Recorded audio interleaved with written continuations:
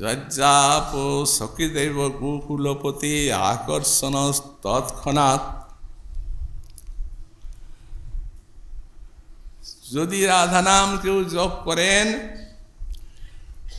তো বলছেন এই গোকুলপতি কৃষ্ণ যিনি জগৎ আকর্ষক, তাকে তৎক্ষণাৎ আকর্ষণ করবে রাধা নাম। কত তৎক্ষণাৎ?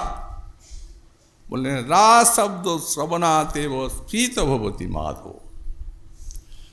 যদি কেউ রাধা না বলে, বলে রা, একটা অক্ষর প্রথমেরটা,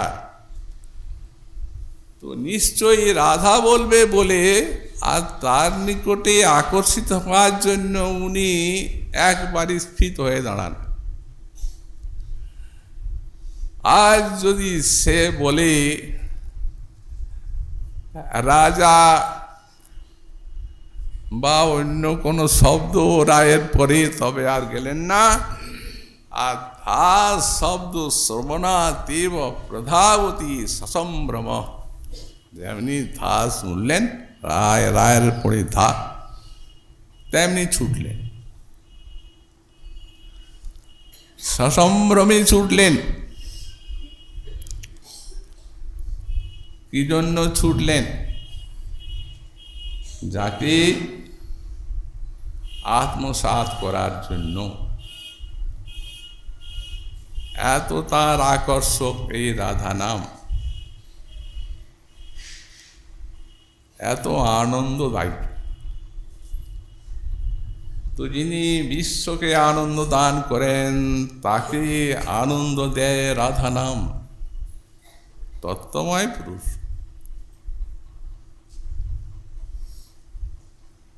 আত্মারাম আপ্তকাম শিরোমণি। মহাজন বললেন সর্বাকর্ষক সর্বাহ্লাদক মহারসায়ন, আপনার বলে করে সর্ববিস্মারণ। ভক্তি মুক্তি সিদ্ধি সুখ ছাড়ায় যার গন্ধে, অলৌকিক শক্তিগুণে কৃষ্ণ কৃপায় বান্ধে।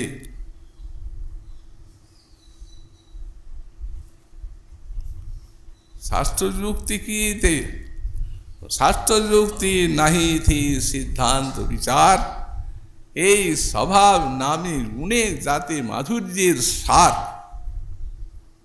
এত মাধুর্য, এই জন্যই তো সর্বাকর্ষক। তাকে আকর্ষণ করেন এই রাধা নাম। পূর্বরাগের ভূমি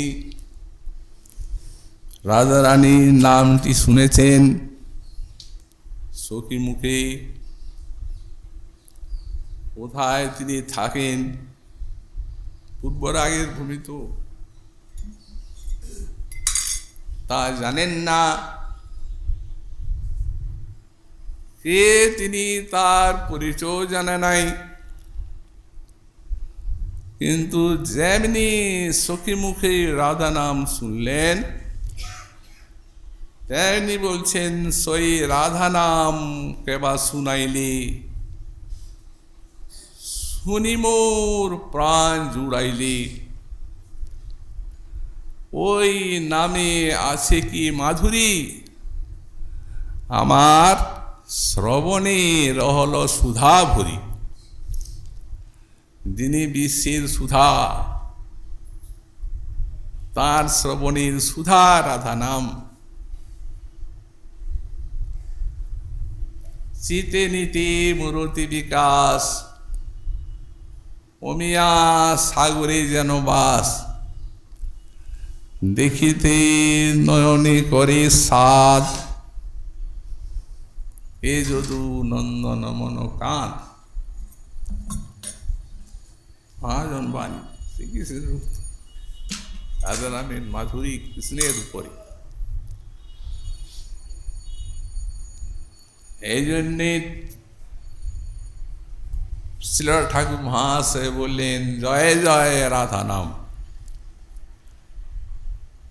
বৃন্দাবন যার ধাম, কৃষ্ণ সুখ বিলাসীর নিধি, হেন রাধা গুণগান না শুনিল মোর কান, বঞ্চিত করিল মোরে বিধি। তার ভক্ত সঙ্গ সদা, রসলীলা প্রেম কথা, যে করে সে পায় ঘনশ্যাম, ইহাতে বিমুখ যে তার কভু সিদ্ধি নাই, না শুনিয়ে যেন তার নাম। এই দেখুন মহাজনের বাণী। রাধা রামের আকর্ষণ শক্তি কৃষ্ণের উপরে জয় জয় শব্দ দিচ্ছেন। এই জয় শব্দটি উৎকর্ষবাচক রাধা নামের। এই বৃন্দাবন যার ধাম, এই রাধা নামের ধাম বৃন্দাবন। কেন বলেন? দেখুন এখানে সকলেই সকলকে রাধে রাধে বলে ডাকছে। কোনো একটা কাজে ডাকছেন কাউকে, ও রাধে রাধে, কৃষ্ণ কৃষ্ণ তো বলছেন না, কই বলছেন?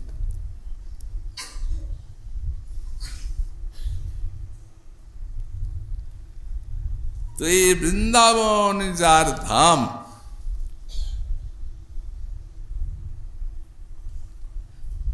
এক মহিলা প্রথমে বৃন্দাবনে এসেছেন। বৃন্দাবনে কোনোদিন আসেননি।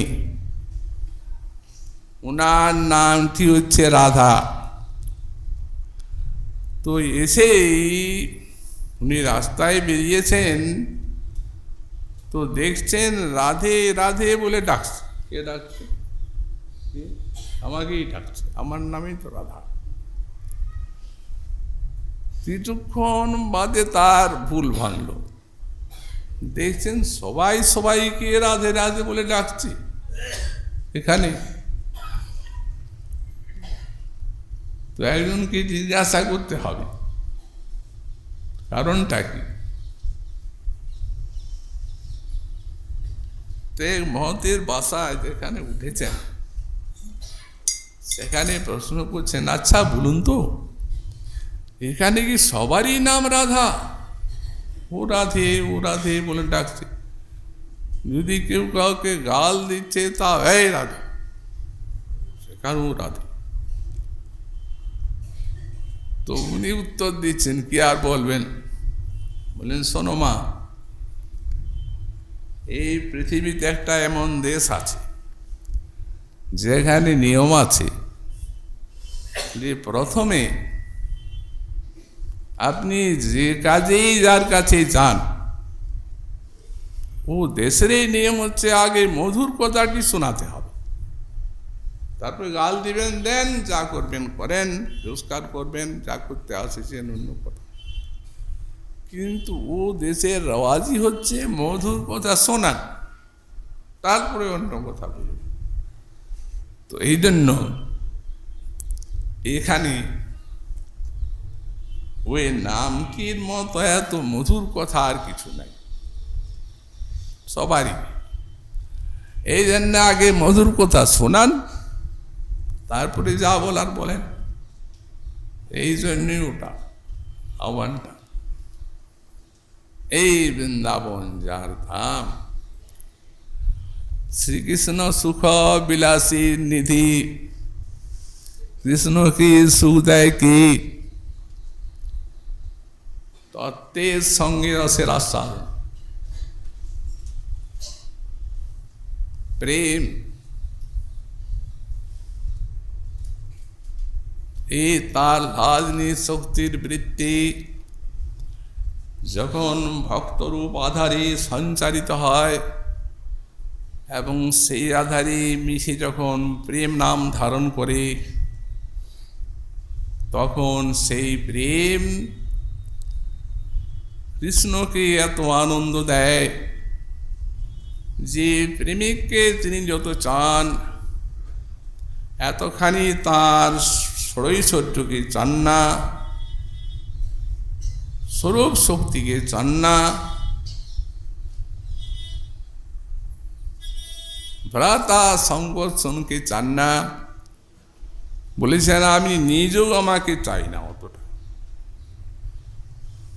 প্রেমিকের প্রেম আমাকে যে প্রকার আনন্দ দেয়, আমি নিজেও আমাকে অতখানি চাই না।